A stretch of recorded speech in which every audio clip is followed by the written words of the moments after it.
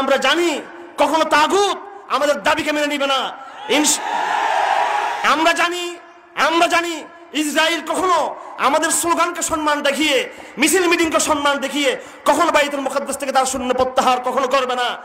আমরা জানি আমাদের দাবির প্রেক্ষিতে এই ভারতবর্ষের অন্যতম গুন্ডা মোদি কখনো ভারতে মুসলমানদের উপর জুলুমের খড়ক কখনো সে বন্ধ কখনো করবে না। আমরা জানি আমাদের দাবির প্রেক্ষিতে স্লোগান আর মিছিলের কারণে কখনো জাতিসংঘ, আমেরিকা, ভারত, চাইনা ওই 10 লক্ষ মুহাজির যাদেরকে আমাদের ঘাড়ে চাপিয়ে দিয়েছে, একজন মুহাজিরকে তারা ফিরিয়ে নেবে না। আমরা জানি আমাদের দাবির প্রেক্ষিতে তারা আরাকানের মুসলিম রোহিঙ্গাদের এক খণ্ড ভূমিকা, এক গজ জমিন কখনো তারা আমাদেরকে ফিরিয়ে দিবে না কখনো। সুতরাং আমরা আজ ঘোষণা করতে চাই, তোমাদের প্রতি আমরা দাবি দিচ্ছি, তোমাদের করুণা ভিক্ষা করার জন্য নয়, কাদিয়ানীদের নিষিদ্ধের দাবি দিচ্ছি, তোমাদের কাছে করুণা ভিক্ষা করার জন্য নয়, ব্লাসফেমি আইন করার দাবি দিচ্ছি, তোমাদের করুণা ভিক্ষা করার জন্য নয়, আল্লাহর জমিনে আল্লাহর আইনকে প্রতিষ্ঠা করার দাবি দিচ্ছি, তোমাদের করুণা ভিক্ষা করার জন্য নয়। আমাদের ইমানের জায়গা থেকে সাথে সাথে আমাদের এই ঘোষণা থাকবে, ইনশাআল্লাহ আজ হোক কাল হোক গজওয়াতুল হিন্দ হবেই, এবং সেই গজওয়াতুল হিন্দের স্বপ্নকে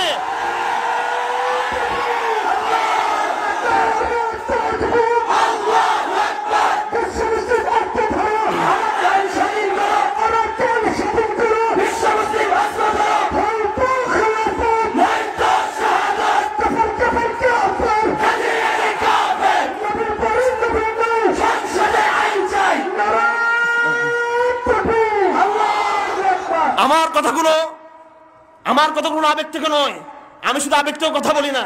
নিশ্চয় এখানে আমাদের সাংবাদিক ভাই রয়েছেন। আমরা প্রীতি, ভালোবাসা, ইসলামের মোহব্বত, রাসূলুল্লাহ সাল্লাল্লাহু আলাইহি ওয়াসাল্লাম যে দ্বীন নিয়ে আসছেন সেই দ্বীনের প্রতিটি বাণীকে আমরা আপনাদের কানে কর্ণকুহরে পৌঁছে দিতে চাই। আমার ওই নবী, যেই নবী ভালোবাসার কথা বলেছেন, সেই নবী যুদ্ধের কথা বলেছেন, যেই নবী সালাতের কথা বলেছেন, হজের কথা বলেছেন, সেই নবী জিহাদ ফি সাবিলিল্লাহর কথা বলেছেন, যে নবী ইতিকাফের কথা বলেছেন, সেই নবী হিজরতের কথা বলেছেন। যদি নবীর প্রেমিক হয়ে থাকো, অবশ্যই নবীর সমস্ত বিধানকে বাস্তবায়ন করতে হবে, সবগুলোর প্রতি ঈমান নিয়ে আসতে হবে।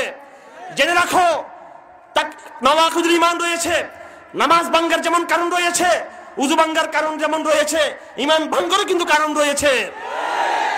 পরিষ্কার সমস্ত আকীদার কিতাবে রয়েছে, পরিষ্কার আকীদার সমস্ত কিতাবে রয়েছে।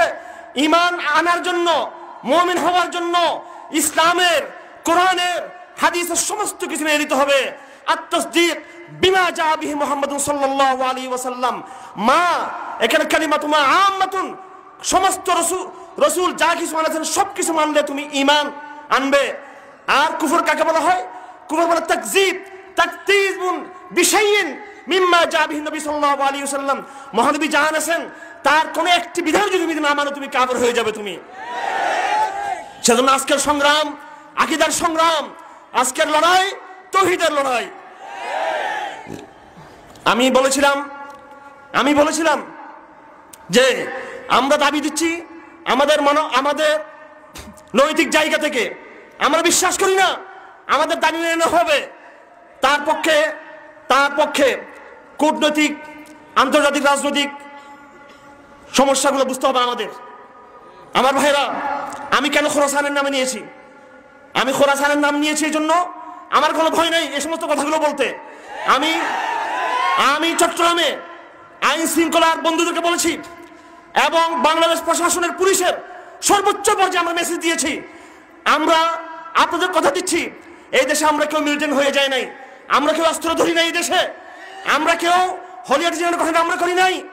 কিন্তু কথা শুনে রাখবেন, গজওয়াতুল হিন্দ আপনাদের বিরুদ্ধে নয়, গজওয়াতুল হিন্দ ওই গুন্ডা মুদির বিরুদ্ধে, গজওয়াতুল হিন্দ ওই মুদির যা দূষণ রয়েছে ভারতবর্ষে তাদের বিরুদ্ধে।